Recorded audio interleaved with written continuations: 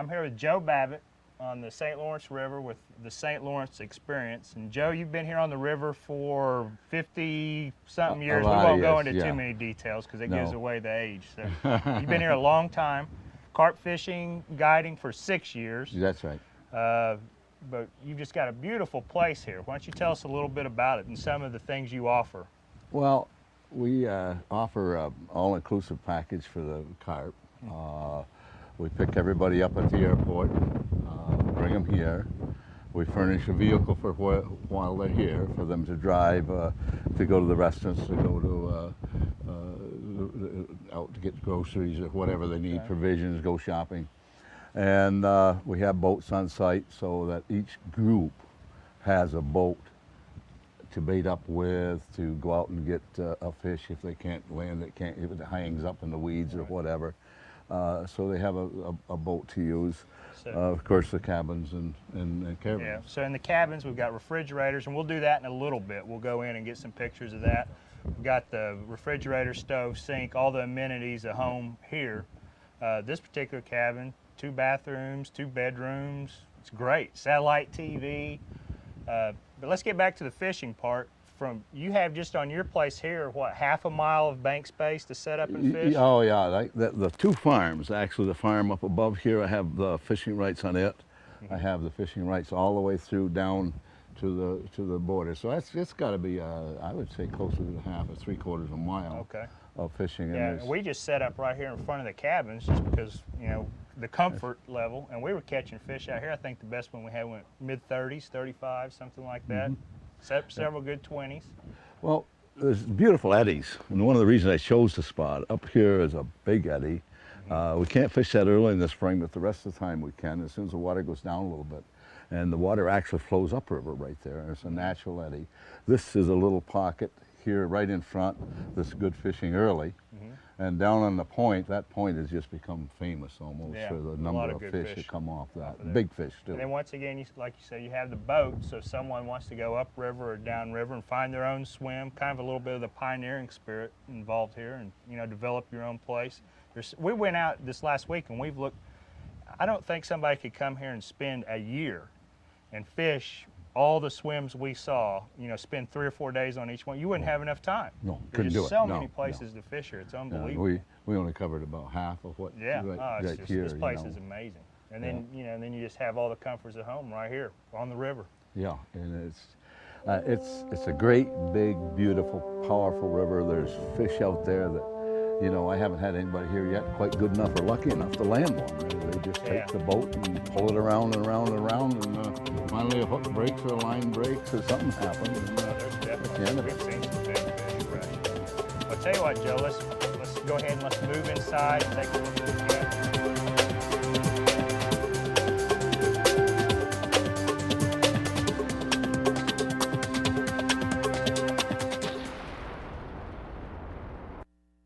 Joe, let's talk a little bit about the carp fishing specifically here at your place. Lots of food out there, natural food, but you typically fish with maize, or do people bring their own boilies? No, we actually keep 3 separate swims pretty well baited with maize. And it's not just maize, a combination. We use a crack feed, and we use some molasses and bird seed and so on, just to try to hold them a little better. But we offer boilies. We have boilies on the site, and we bring them over, and or they can bring their own. And I found that the maize will work pretty good for a while, but if you fish with both, the boilies will start pulling them a little stronger, a little more than the maize does. Now, you do have gear available here for people: rods, reels, bed chairs, brollies, so they can just show up with their clothes, and that. Well, that's kind of what the main package is. We supply everything. I mean, if they come here, and I've had them come that were working over here, come in their working clothes, their their ties, and just show up, and we'll give them everything to fish with. And, they have a nice fishing trip, and put their ties back on and go about their business. You know. Go home.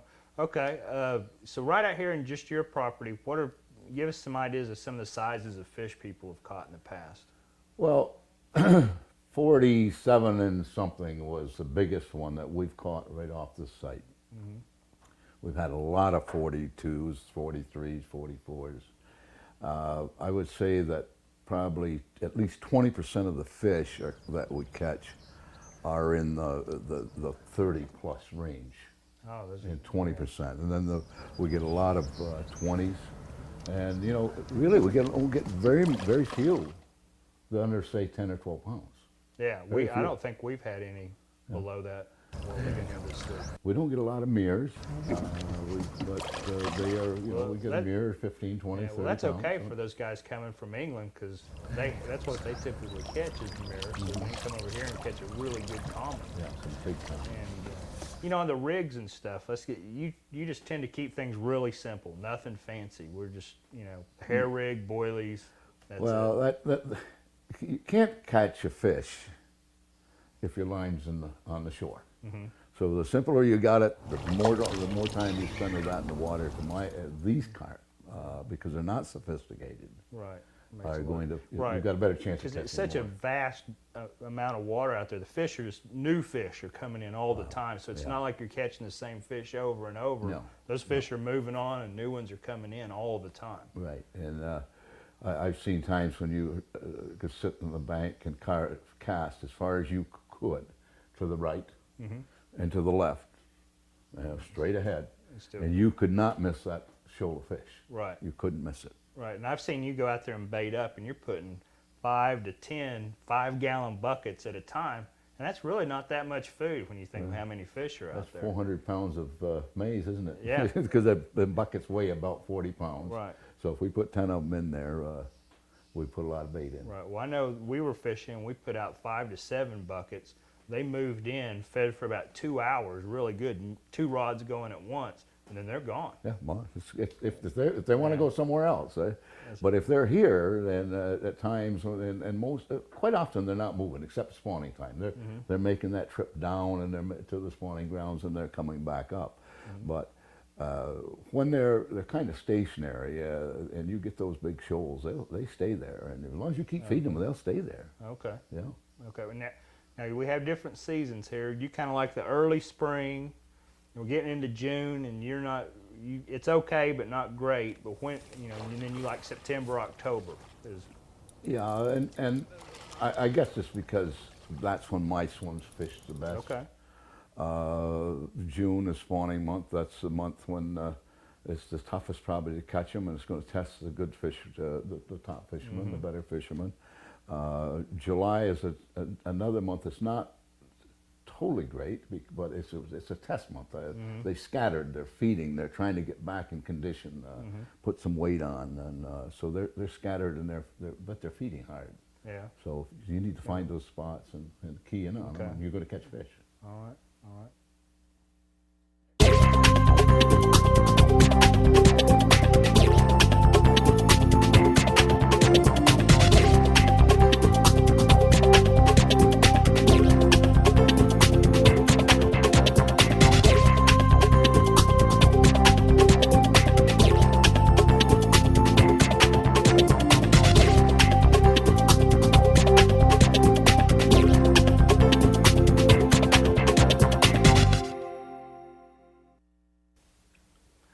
Okay, Joe, on this river we're talking about from Ogdensburg to Messina, how many miles is that? I don't know exactly, but I would say 25 or so, 25 to 30 miles. And in some places it's close to a mile wide. Oh, it's over a mile wide. Oh, is it? Oh, Okay. a mile and a half, 2 miles in some places, huh? That big river. Big river. Okay, well when people come stay at your place, you're more than happy to take them out, part of your guided service, and show them where to go and help them out. Or they have the option, if they just want to kind of go explore things on their own, you can give them an idea where to go, and they've got a boat here to use. Yeah. We furnish, as part of the package, a boat for each group that comes. And we'll take them and show them how to run the boat, all the safety factors. And actually, when they leave here, they know pretty much how to run a boat, even though they've never run it before. Right. And they can, we'll take them out and show them where we think the best swims are at that particular time, because carp are moving around all the time. And if they want, they just go and fish wherever they want to. Yeah, when you've got every kind of feature you can imagine. Just this last week, we've gone and looked at a lot, And it's, you know, you've got all the way from the shallows to the deep water, and Oh, that may yeah. be available in the same swim. So, Yeah. you know, the fish got to be somewhere in there. That's right. That's right. And just some beautiful areas on the islands and on the main part of the river, and it's just stunning. I mean, It it is. just, to me, it's almost depressing when I come to a place like this, because I could spend a year here and not even fish all the places I'd want to. You wouldn't scratch the surface. Yeah. In a year, you couldn't do it. No. Amazing place.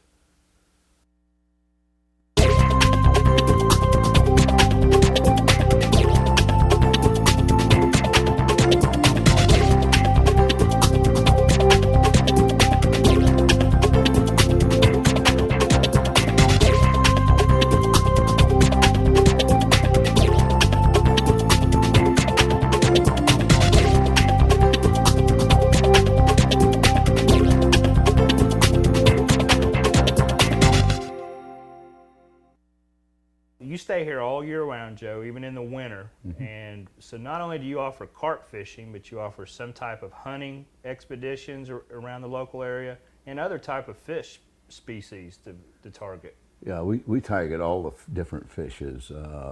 Bass, particularly this river is noted for smallmouth bass, has a good population of largemouth bass as well. The muskellunge, everybody wants to catch a muskie.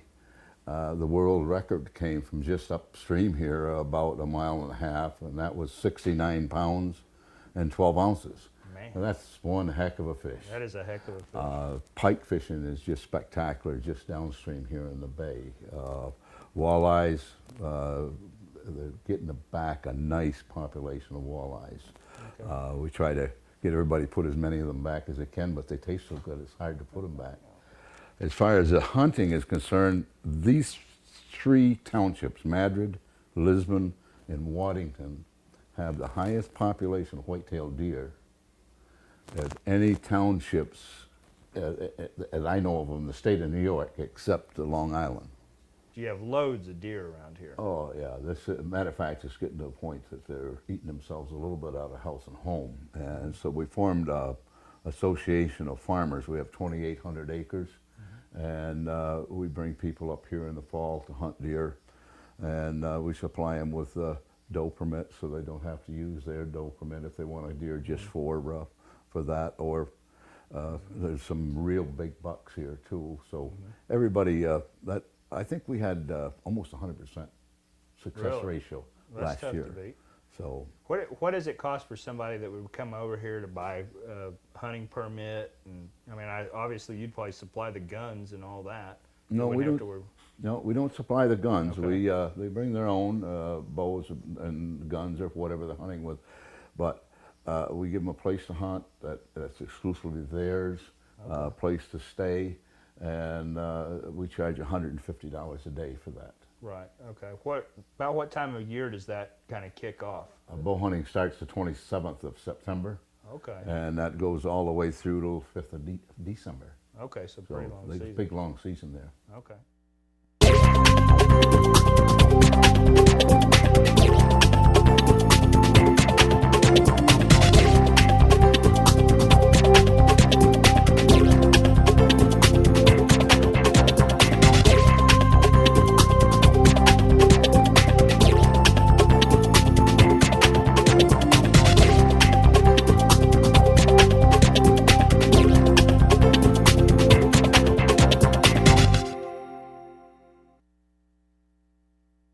You have two cabins on your property here, Joe, and why don't you tell us a little bit about those? Both of them have, you know, refrigerator, stove, things like that, but tell us a little bit about what you have here. This one we have here is a two-bedroom, two single-sized bunks in each bedroom, 3-quarter bath, shower, toilet and sink and everything in each bedroom. So there's 2 baths and 2 bedrooms, so each bedroom has its own bath. Of course, refrigerator, stove, sink.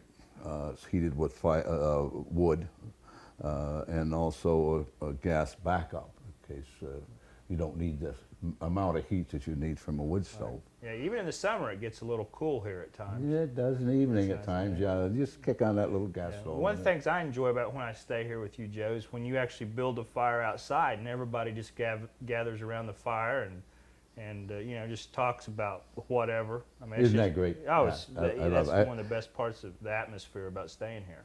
Everybody somehow or another likes fire, likes to sit around. I don't know why. I think it's part of our heritage from caveman days, maybe. I don't know Very when well it was could first be. discovered, but it hypnotizes me. I just Yes. sit back and relax. It is very relaxing. You have this cabin, this one that we're in particular, is very beautiful. The paneling that's in here, the wood. What type of wood is this? It's knotty pine, all on the ceilings and on the gable ends. The below that is the actual log, because it is a log cabin. It was built by the Amish. They cut the logs, cut the trees actually, formed them into logs, tongue and grooved them, and one of them come up here and built it. Yeah, even though it's a log cabin, still has electricity. Oh yeah, Gas electricity stove. running up the wall right here, Yeah. and it has And the wood cherry floor. Wood burning stove. Lots of room, and it's just very well laid out. The cabinets, you know, refrigerator, stove, everything you need from home's right here. So you can go to the local grocery store, buy all your meals, dinner, breakfast, whatever you want, snacks, put it right here, and you don't even have to leave the property. No, not at all. Yeah. It's all right here, and of course you can look out the window and watch the river go by. Yep, very relaxing, and a lot of nice fish out there.